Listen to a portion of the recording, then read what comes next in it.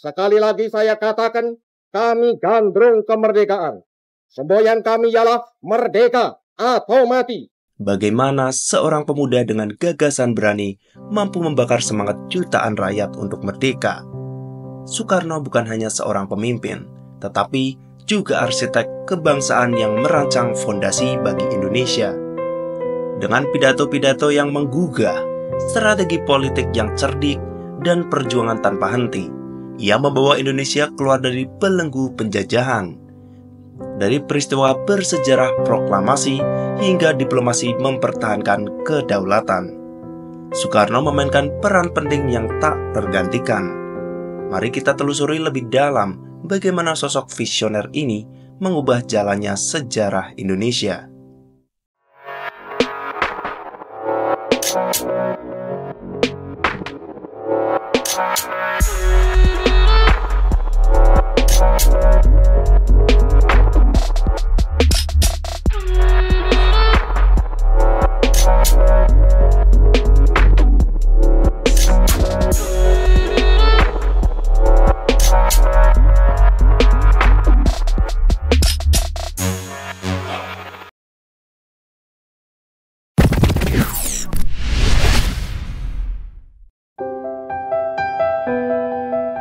Sejak masa mudanya, Soekarno telah menunjukkan ketertarikannya pada ide-ide kebangsaan dan perlawanan terhadap kolonialisme. Ia menggagas konsep nasionalisme Indonesia yang bersifat inklusif, yang tidak hanya berdasarkan etnis atau agama tertentu, tetapi mencakup seluruh rakyat yang tinggal di Nusantara. Konsep ini kemudian menjadi landasan bagi perjuangan politiknya. Pada tahun 1927, Soekarno mendirikan Partai Nasional Indonesia yang bertujuan untuk mencapai kemerdekaan dengan cara non-kooperatif terhadap pemerintah kolonial Belanda. Lewat PNI, ia memperkenalkan gagasan bahwa perjuangan kemerdekaan harus dilakukan oleh rakyat sendiri, tanpa campur tangan atau bantuan dari pihak asing.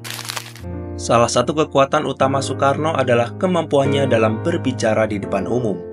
Orasi-orasinya mampu membakar semangat rakyat dan menyatukan berbagai elemen dalam perjuangan nasional. Salah satu pidato terkenalnya adalah Indonesia Menggugat, yang ia sampaikan di pengadilan kolonial Belanda pada tahun 1930. Dalam pidato ini, ia dengan tajam mengkritik imperialisme dan menyatakan bahwa rakyat Indonesia memiliki hak yang mutlak untuk merdeka.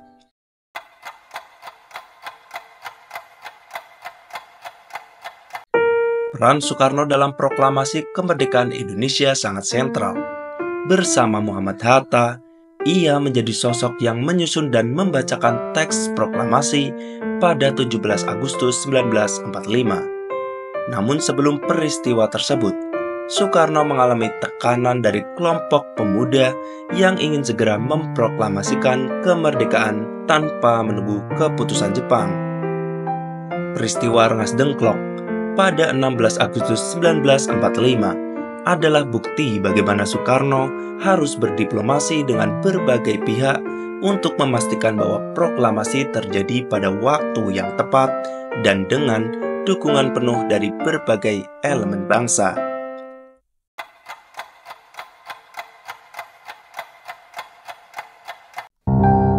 Setelah proklamasi, tantangan tidak berhenti. Belanda berusaha kembali menguasai Indonesia melalui agresi militer. Dalam situasi ini, Soekarno berperan sebagai pemimpin yang tidak hanya menggerakkan perlawanan fisik, tetapi juga melakukan diplomasi internasional untuk mendapatkan pengakuan terhadap kemerdekaan Indonesia.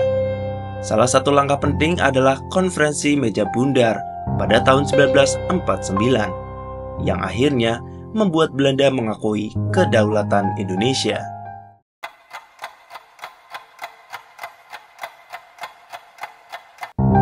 Soekarno tidak hanya berjuang untuk kemerdekaan, tetapi juga meninggalkan warisan ideologis yang masih relevan hingga saat ini. Pancasila, yang ia rumuskan sebagai dasar negara, menjadi pedoman bagi Indonesia dalam membangun persatuan di tengah keberagaman. Selain itu, semangat anti-kolonialisme dan kemandirian bangsa yang ia perjuangkan terus menginspirasi generasi penerus.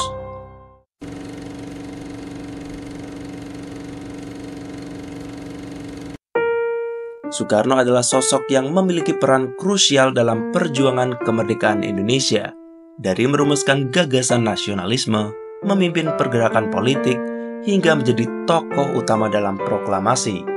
Ia menunjukkan kepemimpinan yang visioner. Perjuangannya tidak hanya berdampak pada kemerdekaan Indonesia, tetapi juga membentuk identitas bangsa yang berdaulat, bersatu, dan berkepribadian.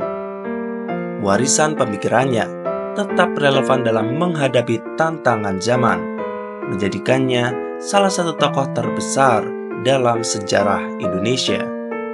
Kalau kamu punya pendapat, silahkan tulis di kolom komentar. Menyelami sejarah, membangun masa depan yang cerah.